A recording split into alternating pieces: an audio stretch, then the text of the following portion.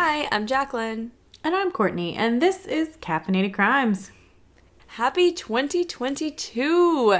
We Woo! made it. Courtney and I are living in the past. It's still 2021 right now, but you're hearing this in 2022. So hopefully your New Year's went well. Hopefully 2022 is off to a solid start, unlike last year. Yeah, that's the thing is I was like, it's 2022, it's off to a good start, but then I remembered 2021, 6 days in, we had an insurrection. And people stormed the Capitol, and it was kind of scary and crazy. So hopefully 2022 isn't like that. I have high hopes for 2022. I said that about 2021, 2020. We just gotta stop having high hopes. But I do get married this year, guys. So Yes. if nothing else, that'll happen. Yes. Whether, Hopefully. who knows what kind of COVID protocols. Courtney's getting married either way, okay? We're not... Either way. It's I'll an be outdoor there. venue. We'll all just spread out if we have to. Like, it's fine. All you need is me and Kevin, and then you're good, okay? And we'll make it work. So hopefully you guys have some fun, exciting things planned for 2022. Like getting your vaccine and your booster if you haven't already. Yes, do that. And getting your children vaccinated if they are of the age to be vaccinated. Speaking of news, this week Pfizer announced that they're putting the trial for children under 5 on hold because it did not have the expected immune response. So super bummed about that because I'm very ready to get my child vaccinated so I can feel a little bit safer in the world. So hopefully 2022 will bring vaccines for children. Hopefully. We'll see. I think that'll make a lot of people feel better, like who have children, you know. Because the people who are anti-vaccine aren't going to get their kids vaccinated, and if their kids get sick, well, sorry.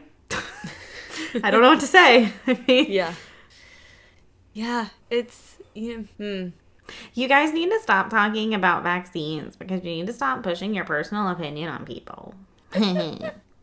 Anyway. at what point does it stop being a personal opinion and start being about, like, making sure everyone doesn't die? I feel like that's a good personal opinion to push on people, so sorry. Yeah. Anyway. There's a reason your children aren't dying of polio anymore and smallpox. Exactly. Anyway. Okay, 2022 is off to a good start, y'all. Whoop, whoop. 2022 on our soapbox. Here we go. All right. We don't really have any updates right now because we are recording 2 episodes back to back. It's also like 9:30 on a Sunday night, which is like pretty much 4 in the morning. I mean, it's so late. It's my witching hour. I've never felt more alive. So yeah, we're just going to jump on into this first episode of 2022. It's a really good one. Very, we'll get into it. I don't need to give you adjectives. You can describe it for yourself.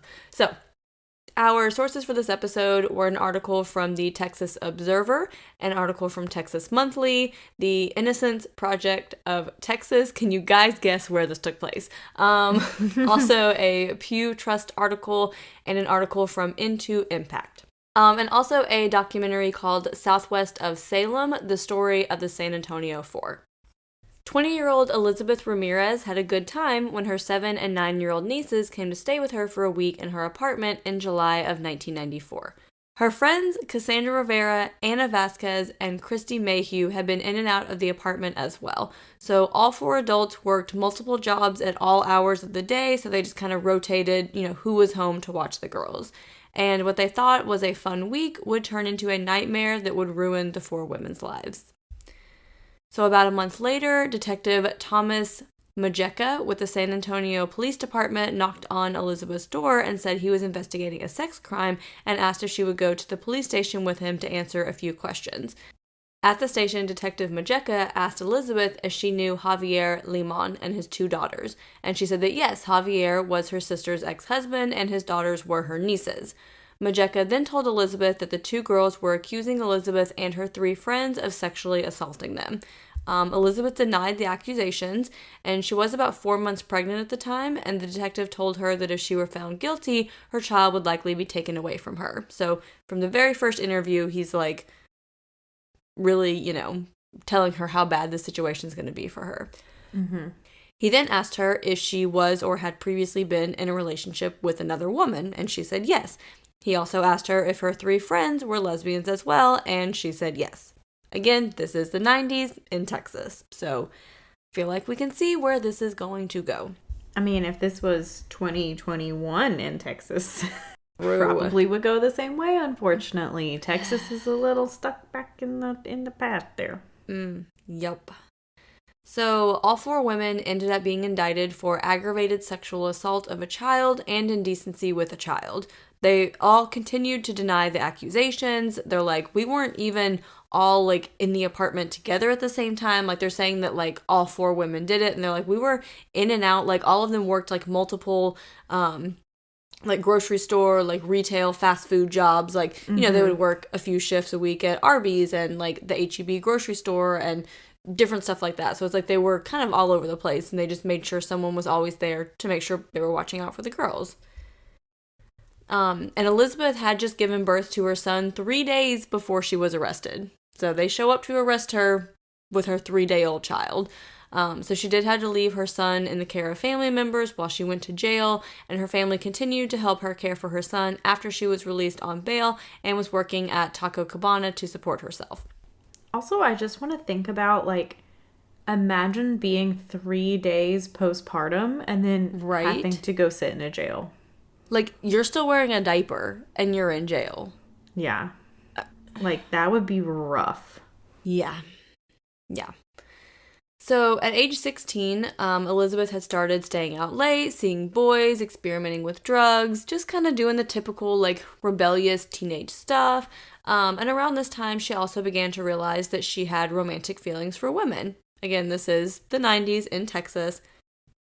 Elizabeth did come from a conservative Catholic family, and her mom stopped speaking to her when she found out that Elizabeth was a lesbian.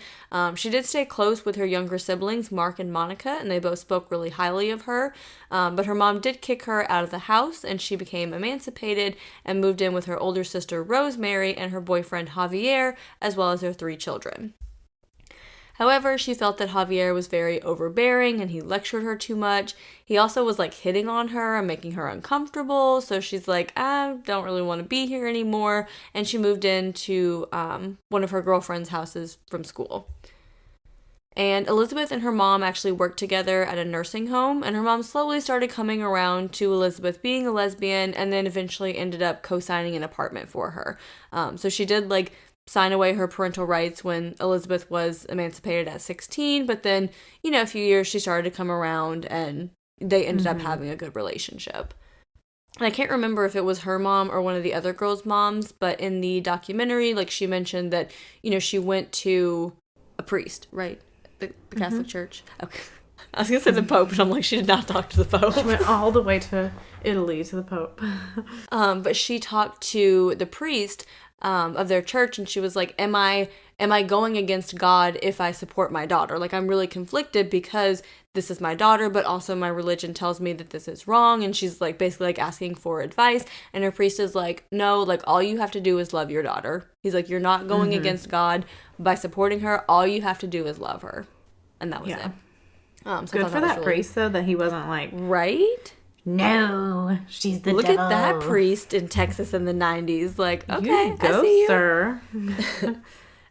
So Elizabeth met Christy Mayhugh when they both worked at the grocery store at H-E-B. And Christy was from Montana, but had moved to San Antonio when she was 3 because her father was in the Air Force.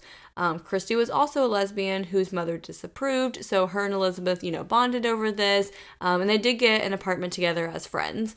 One source I read said that they never dated, and then Elizabeth in the documentary said that they, like, dated for, like, a few months, or, like, you know, maybe it was like they tried out a relationship, didn't really work kind of thing, but they were just friends. So Cassie Rivera then started working at H-E-B as well, and they all became friends. Cassie had previously been with a man and had 2 children, but then realized that she was attracted to women, and Cassie's mother also kicked her out of her house, so she sometimes stayed with Elizabeth and Christy. And Elizabeth knew Anna Vasquez because they played sports together in high school. And Anna was working at Little Caesars one night when Cassie went to pick up a pizza. And they both said that it was just like love at first sight. They eventually moved in together and raised Cassie's kids together, although they still felt uncomfortable being out in public together at the time because it wasn't really socially acceptable in Texas at the time to be like an out lesbian. So like they lived together as a family, but they wouldn't like hold hands when they went to the fair, you know. So Elizabeth broke up with her first girlfriend and then started dating a man named Hector, who she did end up getting pregnant by. So Hector really liked to party, and he thought that Elizabeth worked too much because, like I said, she was working like multiple jobs, just like really trying to, you know, get her life started. So they did split up. So then Elizabeth says that Javier started contacting her. She said that he offered her rides and gave her money. He left her messages on her answering machine and started writing her letters. So the letters included poems and called Elizabeth my little angel. He asked her to call him at specific times, and he wrote, quote, "I hope these letters are not upsetting, disturbing, or making you uncomfortable." So Elizabeth did express concern to her friends and her mom. Her mom confronted Javier, who denied it until she, like, showed him the letters, and then he just stormed away. So he's like, "I didn't write those," and then she's like, "It's right here," and so then he just left. That's fake news. What are you talking about? Right? Fake news, Elizabeth's mom. So Javier offered to marry Elizabeth after she got pregnant and said that he would raise the baby as his own, but she declined. And her mother said that she didn't trust him. And when Javier asked Elizabeth to keep the nieces for the week, her mom was like, you shouldn't do that. I don't trust him. But Elizabeth's like, "I really want to see my nieces, so I'm going to." But shortly after the girls stayed with Elizabeth, Javier called her and said he had something to tell her, and then he put her on hold and took another call, and they never spoke again. Javier was working as a heavy equipment operator and said that Elizabeth would ask him for rides because she didn't have a car and would sometimes borrow small amounts of money from him. And Javier said a few weeks after the girls spent the week at Elizabeth's apartment, one of them ran inside and told her grandmother that the other girl was playing with her dolls in an inappropriate way and making them kiss and undress. And her grandmother asked if she knew where she learned it, and she said she couldn't tell her because something had happened and they had threatened her. So when Javier got home, the girls told him about Elizabeth and her friends holding them down and raping them. And Javier took his daughters to the hospital and police station. So he's claiming he was never in love with Elizabeth and he never wrote those letters. Again, we have proof of the letters. So, right. And when presented with them years later by the journalist Maurice Chama, he said Rosemary and her new boyfriend must have forged them in an attempt to take custody away from Javier. Because yes, a love letter would get your custody taken away from your kids. Oh yeah, that's all it takes. Javier's family agreed that he was never inappropriate with Elizabeth, but her family backs her up that he was. So, Rosemary moved to Denver with their children, and Javier took a bus there and returned home to San Antonio with his children. So, because Rosemary was out of state now, she had a hard time fighting for custody. She moved to Mexico at one point, and Javier said it was to avoid paying child support, but Rosemary said she didn't pay child support because Javier wouldn't allow her to see her children. So, he's just kind of making up lies everywhere. Javier also had a bitter custody battle with his next girlfriend and accused her son of sexually abusing their daughter. He called CPS on his girlfriend for neglect, and she described him as hurtful, mean, and a sociopath. She also said he had a pattern of behavior for using authorities to get back at people that had wronged him and that he was controlling. Her son did end up taking a plea deal and became a registered sex offender. And Javier's sister said that Javier just had bad luck with women who try to take advantage of him. You know, I mean, if everyone in your life... There's a common denominator here. Yeah, if you have issues with everyone in your life, you're probably the issue here. Just general life advice. Yeah, I mean, some people will take advantage of you. It will happen, but if every woman you've ever dated is just taking advantage of you, I don't know. Getting a little suspicious. Yeah. Maybe you're the problem, or maybe maybe you just have a type. It's a bad Maybe you should look for a new type then. Yeah. So during During jury selection for the 4 women's trials, the attorney asked if the potential jury members were opposed to homosexuality. So the jury foreman told the attorneys that he believed homosexuality was a sin, but he wouldn't let that cloud his judgment. Okay. Of course not. The attorneys argued over this, but he was eventually allowed to sit on the jury. Yep. Gotta love it. So Javier's oldest daughter testified that she spent several days at Elizabeth's apartment, and then she called her into the bedroom one afternoon and started yelling at her. She said the 4 women were present and were all topless and had been drinking tequila, and the daughter said there were liquids and powders and different things. She said they held her down and started kissing her and then put cold liquid stuff inside her. She said they then put a tampon inside her, and Elizabeth pulled out a gun. And her father called, and the daughter said Elizabeth held the gun to her head, like, while she told her father everything was going fine there. She said Elizabeth then made her take a shower, and she heard screams outside from the younger sister, but they had locked her in the bathroom, and she also said there was a high lock on the front door, so she was unable to get outside. At trial, the prosecution's expert witness, Dr. Nancy Kellogg, testified that she'd examined the girls and had found a 2 to 3 millimeter scar on the older girl's hymen. And she said this was evidence of a sexual assault. She also interviewed the girls and did not feel they showed any signs of lying or being coached.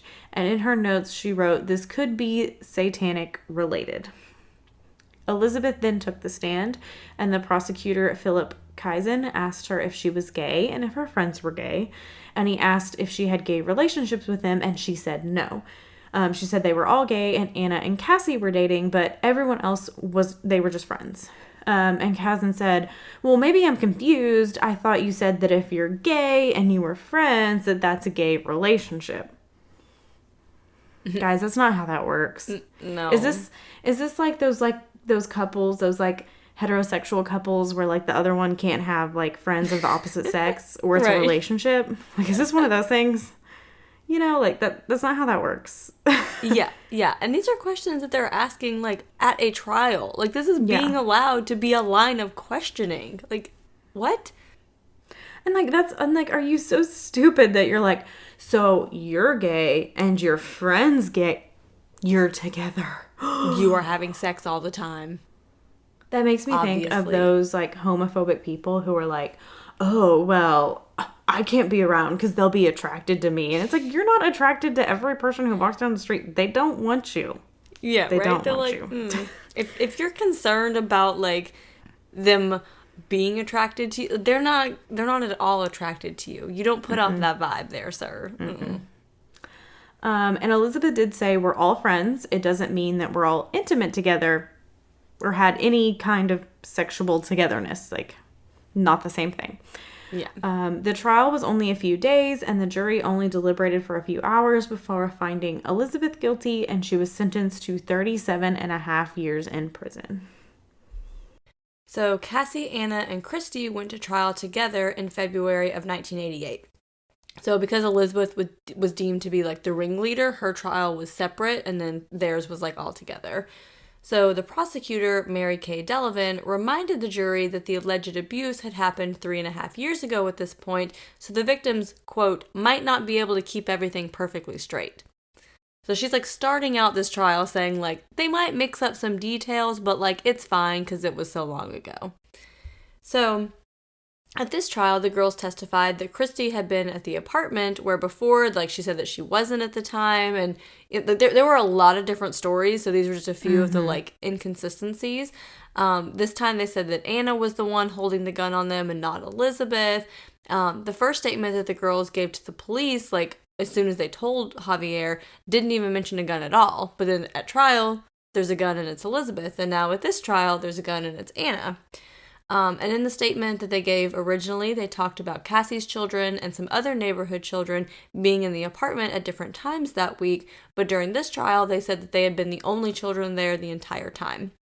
So the prosecution used statements such as cult-type activity, sacrificial lamb, offered up, things like this in the trial that point to these satanic overtones. So the jury found all 3 women guilty of the same charges as Elizabeth. They were each sentenced to 15 years in prison for the aggravated sexual assault and 10 years for the indecency with a child, but the judge said that they could remain at home until they had filed all of their appeals. So during this time, like between conviction and actually going to prison, they went to the site where the apartment was because they're like, I guess trying to like collect like their own like evidence to try to have something to go off of for this appeal. But the apartments had been torn down in those years. But they did find a man there who used to like live at the apartments, like he lived nearby now. And they did record having a conversation with him. They asked him if he remembered where the lock was in these apartments, if it was like around your waist or if it was up high. And he was like, yeah, like it was like at like the doorknob, like at my waist. So clearly a 7 or 9-year-old child would be able to reach it. Where they said that the lock, was too high for them to get to. And he also said that the walls were like paper thin there. He's like, I could hear literally everything my neighbor said. Like you could hear every word of a conversation. So they're like, so if someone were like screaming inside your neighbor's apartment, like you would hear it. And he was like, yes. So this makes it seem kind of unlikely that 2 young girls would be screaming while being violently sexually assaulted by 4 women and like no one hears it. So their appeals were soon exhausted, and they did go to prison in the summer of 2000.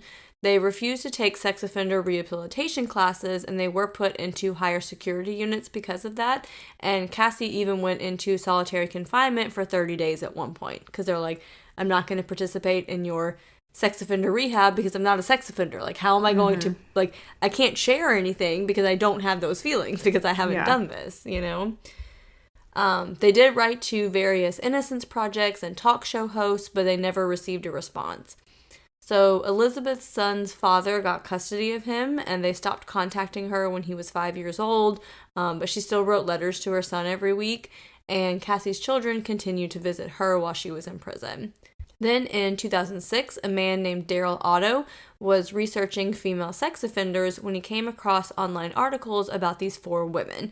And they didn't really seem to fit the pattern that he had found so far. So in his work at this point, the majority of female sex offenders that he had found had preyed upon teenage boys. Like that's pretty much like the main demographic of female sex offenders. And he did find that women who sexually assaulted young children usually had, like, some pretty, like, significant mental illness. So he's like, this doesn't really seem, especially for 4 women, like, what are the odds that all 4 women have the kind of mental illness that would lead you to, he's like, this doesn't really add up here. Yeah. So he began writing letters back and forth with Elizabeth to learn more about her, and he was kind of skeptical at first, but then he began to believe that Elizabeth and her friends had not committed these crimes. So he put together information about their case and gave it to Debbie Nathan, who was the journalist who wrote Satan's Silence. So Satan's Silence was about the numerous sex abuse that was hard to say. So Satan's Silence was about the numerous sex abuse accusations in the United States in the 1980s that were believed to be part of satanic rituals. So around this time, many daycare workers, like other adults, but it was pretty like significantly like daycare workers and preschool teachers, were accused of rape, murder, and torture of children in the name of Satan. And there was usually very little evidence in these cases other than like the child's statements or recovered memories from adults who were talking about like they went through this when they were a child. So basically all these people believed that there was like this satanic cult that is like sexually abusing children and then like recruiting children for their cult and all this stuff. This is also referred to as Satanic Panic. So if you've heard that before, that's all this wrapped up. Yeah. And many of the adults who were accused of these sexual crimes were part of the LGBTQ plus community. And the first daycare teacher convicted as part of the Satanic Panic was a gay man in 1985 who had just recently come out. So being part of that community was tied in with this Satanic Panic. So Debbie Nathan was working for the National Center for Reason and Justice at this time. So this organization was created to help those who had been wrongfully accused of satanic abuse. And while reviewing the case, Dr. Kellogg's statement about possible satanic rituals stood out to her because satanic sex rituals had been discredited by most professionals by the late 90s when these trials took place. So like there was a satanic panic in the 80s, and then by like mid to late 90s, people started realizing like, okay, this isn't happening. Like, this isn't a thing. But Dr. Kellogg still mentioned in her statement like possible satanic rituals. So that stood out to this journalist because she's like, why is this doctor still in this train of thought? Yeah. So Debbie Nathan took the case to the Innocence Project of Texas, and attorneys began contacting the women's previous attorneys, but none of them even remembered the case, which really shows you, like, how good of a trial they got. If they're like, nope, don't remember, like, I don't remember this case. How do you not remember? Right? You accused 4 women of raping 2 young girls in a satanic ritual, and you don't remember it? Where these women are drinking tequila and topless and, like, assaulting these young girls with tampons. You don't remember this case. That's just doesn't stick out to you at all. Oof. So crime reporter Michelle Mondo started investigating and found that Javier's daughters had made sexual abuse allegations against someone else when they were living in Denver. So things are starting to look a little iffy for them. Then in 2012, the younger of the 2 daughters called Debbie Nathan and recanted. So we're just going to call her S because I'm not really comfortable using like her name. Like, we'll get into the fact that they are victims as well. So I don't really think we should use the children's names because they were children. It's out there if you want to find it, but we're just going to call her S. So she was 25 years old when she recanted, and part of her statement read, quote, "I remember everything he," meaning her father, "coached me to say, as well as my grandmother. I'm sorry it has taken this long for me to know what truly happened. You must understand I was threatened, and I was told that if I did tell the truth that I would end up in prison, taken away, or even get my ass beat. I will make things right, and I'm sorry for everything I put you through. I was only 7, and I was scared." S went on to say that her grandmother had seen her and her sister playing with Barbie dolls in a sexual way and asked them where they learned to do that. So they said they were just, like, playing around. I mean, kids experiment like that. Like, I used to make my Barbies kiss and stuff. Right? You know what I mean? Like, you just kind of, like, slowly experiment. Exactly. Like, and I mean, they're 7 and 9. I mean, like, they're, like, the 9-year-old could have a period by now. Like, you know what a vagina is. Like, you, like... Yeah. Yeah. But so basically they're like, we're just playing around. I don't know. And she's like, no, like, someone told you, like, how to do this. Like, who did this to you? Like, basically her grandmother just kept pushing, saying, like, someone had to have done this to you. Like, you wouldn't just, like, think of this on your own. And then, like, basically started asking all these leading questions and insinuating that her newly lesbian aunt had something to do with it. Because who else would sexually abuse these young girls but the new lesbian aunt, So Javier claims that S recanted because she wanted to hurt him, not because it didn't actually happen. So, like, at this point, like, they had a rocky relationship. So he's like, oh, like, she's only saying this now because, like, she wants to get back at me. Like, it really did happen. Like, she's lying now. She wasn't lying then. Okay, Javier. And S also said that, like, her father would do, like, not, like, watch inappropriate things in front of them. Like, basically, like, he would watch, like, sexually graphic images, and she's like, that's where I learned these things that, like, I was doing, but he's, like, claiming that it was someone else, Yeah. So the case was getting more attention at this point, and they began referring to these women as the San Antonio Four. So Anna was being released on parole later that year, but she was still a registered sex offender who had many restrictions on her freedom. Her brother got her a job at his auto shop, but she had to quit when she discovered it was near a school, and she then got a job at a tortilla factory. So in late October 2013, attorney Mike Ware filed writs for all 4 women. He mentioned S recanting and mistakes made by police and the prosecution, but his primary argument was about Dr. Kellogg's testimony, as understanding of the medical evidence of child abuse has changed since then. A new statute had been passed in the spring that made it easier to challenge convictions based on outdated forensic evidence. And Dr. Kellogg told the county district attorney's office that her claims at the first trial were outdated and that she wouldn't give the same testimony today, which is pretty huge. Like, if you're saying, like, I wouldn't give that testimony again.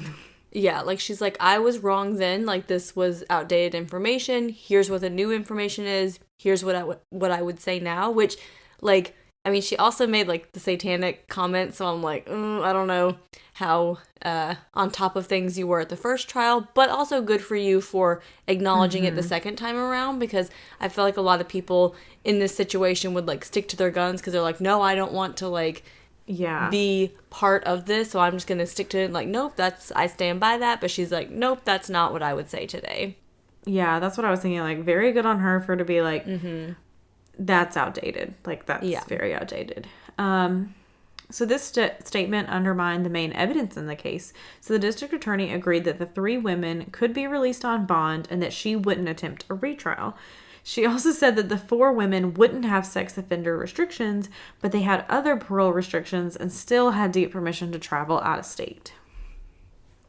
So on November 18th, 2013, Kristie, Elizabeth, and Cassie were released from prison, and Elizabeth had been incarcerated almost 17 years, and Kristie and Cassie had been in for 13 years. That is a long time, especially the transition from the 90s to, like, 2013. A lot changed. Especially for these lesbian women. Like, they, like, come out of prison and they're like, these 2 girls are kissing at the park? Like we can do that? We can just, like, what is this kiss cell in public? Phone? It's not a brick anymore? Yes. You touch it? It's a touch screen? Wait a minute, how does this work? I want to say it was Cassie that she's like, I went out to dinner, and she's like, everyone's just, like, on their phones. Like, what is this? This is such a weird world to, like, come back to. Like, that's a big shift. And also remember how young these women were. Like, Elizabeth was 20. I think the other girls were right around the same age, like late teens, early 20s. Like, they were very young when this happened. So it's like, not only are you coming back in a new era. Like, not only are you coming back, like, in this new era, but you're also coming back from, like, your 20s to, like, your 40s almost. Like, this is just, like, wow. Yeah. Yeah. So in 2016, a judge overturned their convictions, but said there wasn't enough evidence to exonerate them. However, in November of 2016, the Texas Court of Criminal Appeals disagreed and exonerated the 4 women. Because they were determined to be innocent, they were eligible for compensation from the state. So Kristie received $1,073,000 and a monthly annuity of $5,100. Elizabeth received $1,346,000 and a monthly annuity of $6,300.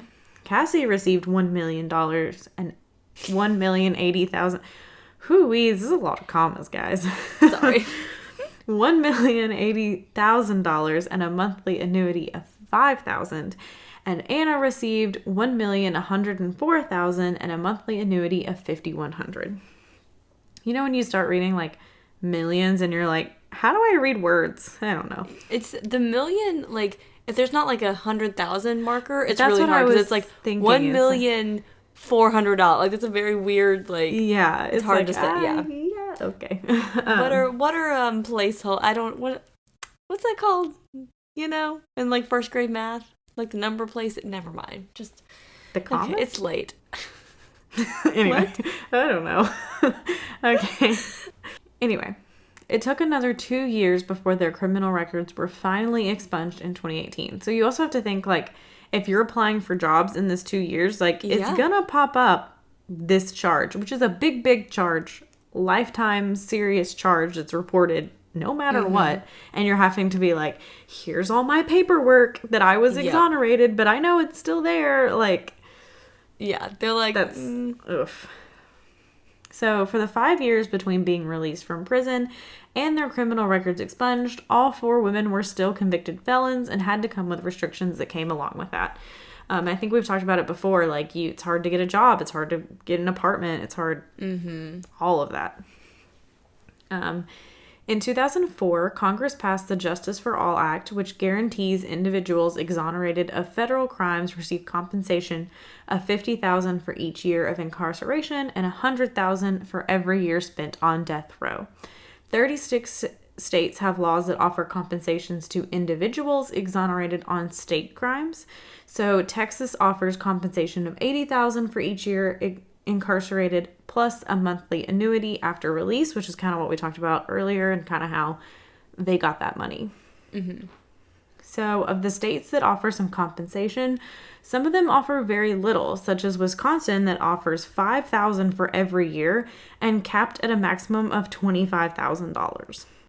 Like, can you imagine if you are wrongfully imprisoned for, let's say, 20 years, and they're like, here's $25,000, sorry. Oh, okay, there's $25,000 that I would have made in one single year, but I've been out of the workforce now for 20 years, but thanks for that $25,000. And I have to try and explain this gap on my resume. And even if you're exonerated, like, there's not that many resources for people. I mean, they're trying, definitely people are trying to create more resources for people who were wrongfully convicted and exonerated, but there are not a lot of resources out there for them. And now you're getting released with $25,000 and have fun. Like, yep. And with, like, a 20-year gap on your, like we said, going back to, like, the 90s versus, like, 2013 when they're released, it's like your job skills aren't going to be the same. Like, you're not going to be able to, like, like, you don't know how to use a computer on, like, a daily basis. You don't know how to use a smartphone. Like, how are you going to just, like... most jobs require, like, a typing test. Yeah. And if you've been in prison for 20 years, how are you supposed to know how to type? Like, exactly. So, a documentary about the case and the 4 women named Southwest of Salem, the story of the San Antonio Four, was released in 2016, and this brought a lot of attention to the case and raised awareness of bias against LGBTQ plus individuals and false sexual assault allegations believed to be a part of satanic rituals. And all 4 women have gone on speaking tours about their experience. In the documentary, Elizabeth and Christy mention being in a romantic relationship, but articles released after that make it kind of seem like they did split up, which I could also kind of see too. Like, you have this shared experience that, like, no one else gets. Like, you're gonna kind of bond over that and, you know, take comfort in that. Oh yeah, definitely. Christy Mayhugh moved to Houston to be near her mother. In 2018, she had plans to go back to school to become a vet tech. And she continues to educate young people about the LGBT community and how to navigate the criminal justice system. Elizabeth Ramirez met a woman named Angel in prison, and they got married in February of 2018. So they both worked at a print shop using skills they learned while working in the prison print shop. And Elizabeth purchased a home for her mother with some of the money she received. And in the documentary, she sat down with her niece S and told her that she forgives her and that she doesn't blame her for what she was told to do as a child. So these 2 girls were not a victim of sexual assault, but they were victims too. They were kind of used as pawns in Javier's whole scheme. And, like, we've talked about memory before and how, like susceptible it is to other information, to time changes, to this, to that, to, like, to the point where if someone tells you a memory that's yours over and over, like, you can believe it's yours even if you have no memory of it. So as these young children, if they're, like, telling them that they experienced this and they're giving them details and now they're having to repeat it to the police and, like, social workers and nurses and, like, all this, it's like, it would make sense that they would, like, start to believe it at some point, you know? Do you know, does the older child, does she ever come forward and talk about any of it? She never had, like, her name is out there, which I didn't want to use either, but I've never read anything that says that she, like, recanted it, so I don't know. Gotcha. Yeah, I wasn't sure because it's more like S rather than anything else. So Cassie Rivera began working at a car wash after she was released. It was here that she met Tiffany Hurtado, and the 2 women married in 2016. Cassie then started working at a law firm with lawyer Rosie Gonzalez, who'd heard about their case, and she also speaks with teenagers and advocates for those who've been wrongly convicted. Anna Vasquez advocated for her 3 friends when she was released from prison before them. As we mentioned earlier, she worked for a tortilla factory after she was released and before she was exonerated. And in March of 2016, the Innocence Project of Texas offered her a full-time job. And part of her job is trying to raise awareness of jailhouse snitches who sometimes give false testimonies in order to have time taken off their sentences. I'm sure this happens a lot, just trying to get out of prison any way you can. Rosie Gonzalez said, their story isn't one of redemption because they don't need to be redeemed. It's of hope. If they'd lost hope, they've stayed in there forever and they never stopped fighting. And that is the story of the San Antonio Four. Yeah, I mean, just wow, like these poor women and what they went through, and all for the most part because they were lesbians in Texas in the 90s, and again, we do feel really bad for the children as well, that they were like used in this situation. And I'm sure living in a household where someone would force you to say those things, I'm sure there were other types of abuse going on as well. So, and just really the fact that like nothing else really happened with Javier, like I'm really surprised. I don't know about statute of limitation on like filing false reports, if that would have just expired. I don't really know how the law works with that, but like he didn't ruin, but he took so much of these 4 women's lives and put them through so much hell with basically no consequences. Yeah.